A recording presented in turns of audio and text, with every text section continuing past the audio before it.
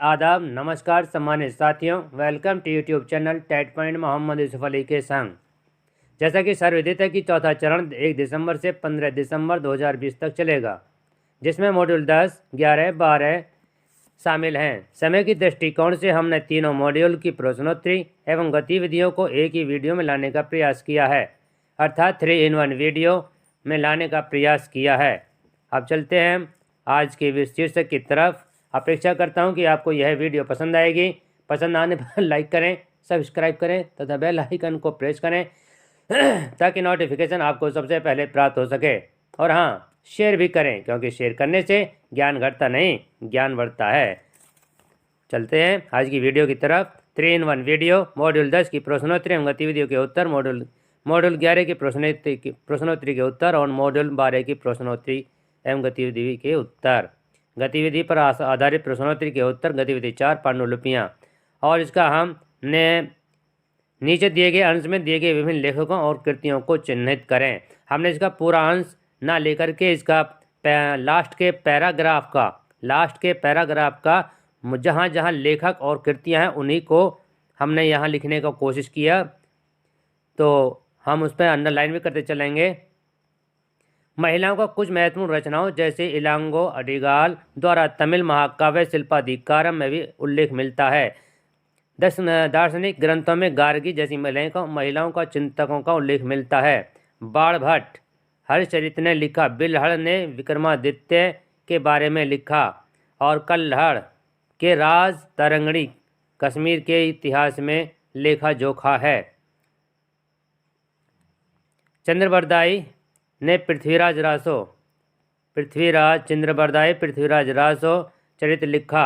इलांगो, अब ये जहाँ अगर आपको इतने समझ में आए तो और इतना भी कर देना। इलांगो अडिगाल शिल्पाधिकारम गार्गी बाणभट्ट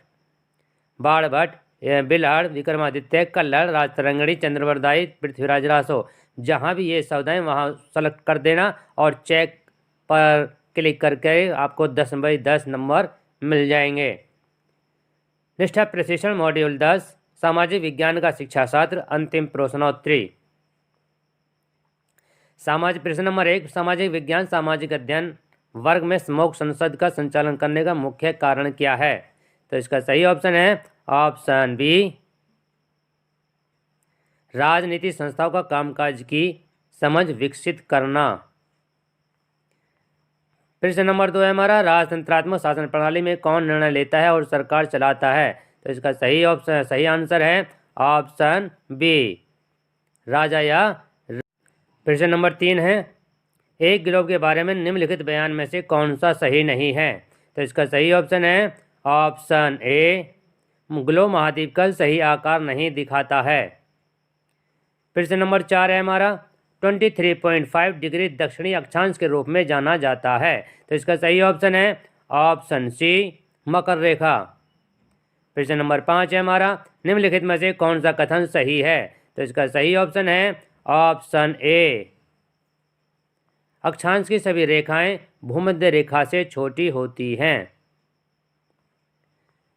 प्रश्न नंबर 6 हमारा, कॉलम ए और कॉलम बी के साथ मैच करें। नीचे दिए गए कोड का सही उत्तर का चयन करें। कॉलम ए, पांडुलिपियाँ। इसका और नंबर 1 है, चीज़ें जो ज़मीन से खोदकर निकाली जाती हैं। ऑप्शन बी है, फिर बी है शिलालेख। फिर इसके सामने है अतीत से संबंधित इमारतें या तो ज़मीन से खोदकर निकाली गई या ज़मीन पर स्थित हैं।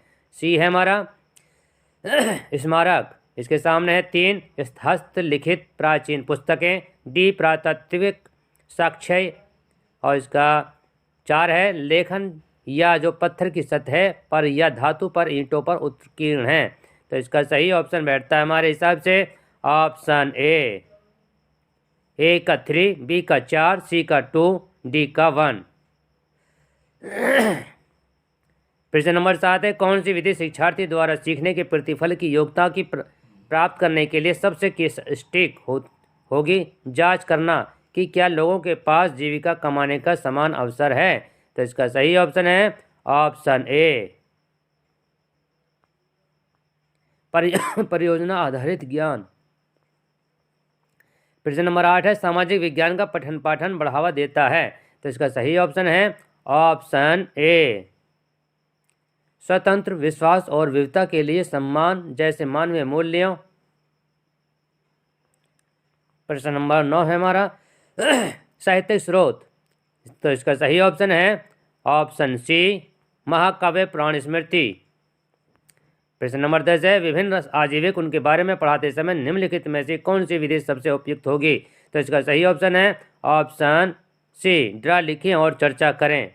अगर आपको वीडियो पसंद आ रही हो तो लाइक करें, सब्सक्राइब करें। निष्ठा प्रशिक्षण मॉड्यूल 11 भाषा का शिक्षण शास्त्र अंतिम प्रश्नोत्तरी। प्रश्न नंबर 1 निम्नलिखित में से कौन सा पढ़ने के समय करने का कार्य है, तो इसका सही ऑप्शन है ऑप्शन बी। कक्षा को 4 या 2 के समूह में विभाजित करना और पाठ को बारी बारी से पढ़वाना। शिक्षक बच्चों को समझ के पाठ को रिकॉर्ड या व्याख्या को कहना। प्रश्न नंबर 2 हमारा पढ़ना अर्थ गढ़ना है, इस कथन से क्या अभिप्राय है, तो इसका सही ऑप्शन है ऑप्शन डी पढ़ना पाठ के विचारों को समझना है। प्रश्न नंबर 3 हमारा वर्तमान भाषा सीखने के नजरिए से निम्नलिखित में से कौन सा सच है या है, तो इसका सही ऑप्शन है नंबर 1 सुनना, बोलना, पढ़ना, लिखना या ध्यान देना और सोचना एक साथ विकसित होता है। नंबर 2 सुनना, बोलना, पढ़ना, लिखना, ध्यान देना और सोचना एक रैखिक तरीके से विकसित होता है। 3 लिखने से पहले सुनना, बोलना और पढ़ना विकसित होता है। नंबर 4 लेखन एक भाषा सीखने में शिक्षार्थियों द्वारा विकसित किए जाने वाला अंतिम कौशल है, तो इसका सही ऑप्शन है ऑप्शन 1 सत्य है। प्रश्न नंबर 4 है जब बच्चे स्कूल के प्रवेश करते हैं तो हमें भाषा कौशल का निर्माण करना है, तो इसका सही ऑप्शन है ऑप्शन डी मौखिककरण साधनों के माध्यम से भाषा के साथ परिचित कराना। प्रश्न नंबर 5 है हमारा निम्नलिखित में से कौन सा कथन सही है या है, तो इसका सही ऑप्शन है मातृभाषा द्वारा भाषा के शिक्षा में हस्तक्षेप करती है। दूसरा भाषा सीखने में मातृभाषा नहीं तो समर्थन करती है और नहीं हस्तक्षेप करती है। नंबर 3 मातृभाषा दूसरी भाषा सीखने के लिए एक संसाधन है, मातृभाषा दूसरी भाषा सीखने का समर्थन करती है, तो इसका सही ऑप्शन है ऑप्शन डी कथन 3 और कथन 4 सत्य हैं। प्रश्न नंबर 6 है बच्चे मानव सीखता है ब्लैंक, तो इसका सही ऑप्शन है ऑप्शन बी काफी प्रयास के बिना मातृभाषा। प्रश्न नंबर 7 है भाषा सीखने में केंद्रीयता का अर्थ है कि, तो इसका सही ऑप्शन है ऑप्शन ए सभी विषय वस्तु सीखना मूल रूप से भाषा सीखना है। प्रश्न नंबर 8 हमारा मातृभाषा आधारित बहुभाषिकता क्या है, तो इसका सही ऑप्शन है ऑप्शन डी सभी बच्चे अपनी मातृभाषा में स्कूली शिक्षा शुरू करते हैं और कई भाषाओं को जोड़ते हुए आगे बढ़ते हैं। प्रश्न नंबर 9 है हमारा भाषा सीखने की रणनीति के रूप में बहुभाषिकता का क्या अर्थ है, तो इसका सही ऑप्शन है ऑप्शन सी कक्षा में शिक्षण अधिगम के लिए बच्चों की भाषा का उपयोग करना। प्रश्न नंबर 10 है एक पूर्व पठन कार्य का उद्देश्य है शिक्षार्थियों से उनके पिछले ज्ञान के बारे में बात करना, तो इसका सही ऑप्शन है ऑप्शन बी पाठ के विचारों के साथ सीखने वाले बच्चे पिछले अनुभव और ज्ञान का जोड़ना। अगर आपको वीडियो पसंद आ रही है तो लाइक करें, सब्सक्राइब करें। निष्ठा प्रशिक्षण मॉड्यूल 12 विज्ञान का शास्त्र गतिविधि पर आधारित प्रश्नोत्तरी और गतिविधि 2 है अपनी समझ की पड़ताल करें। कक्षा के प्रदर्शन से संबंधित कथन सत्य हैं या असत्य का वर्णन करना है। प्रश्न नंबर 1 यह छात्रों और शिक्षक के समय और प्रयास को नहीं बचाता है, यह सत्य है या असत्य है, यह ऑप्शन बी असत्य है। प्रश्न नंबर 2 है हमारा यह सभी छात्रों को आसानी से दिखाई देता है और चर्चा के बिंदुओं को याद करने का लगभग कोई मौका नहीं देता है, तो इसका सही ऑप्शन है ऑप्शन बी असत्य। प्रश्न नंबर 3 है इनमें से एक सक्रिय छात्र भागीदारी होती है, तो इसका सही ऑप्शन है ऑप्शन बी असत्य।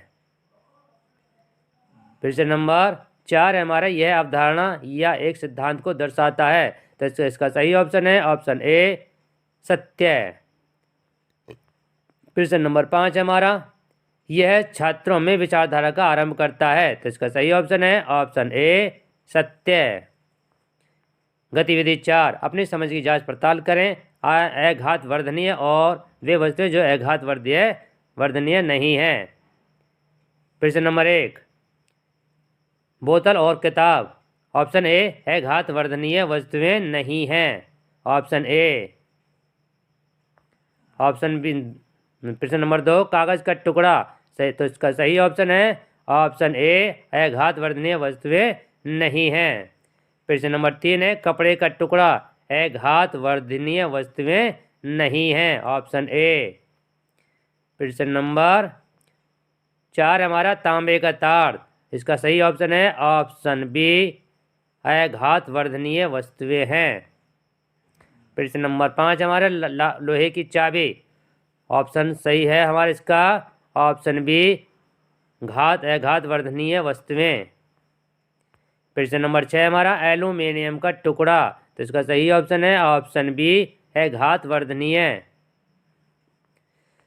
निष्ठा प्रेसिशन मॉड्यूल 12 अंतिम प्रश्नोत्तरी। फिर से नंबर 1,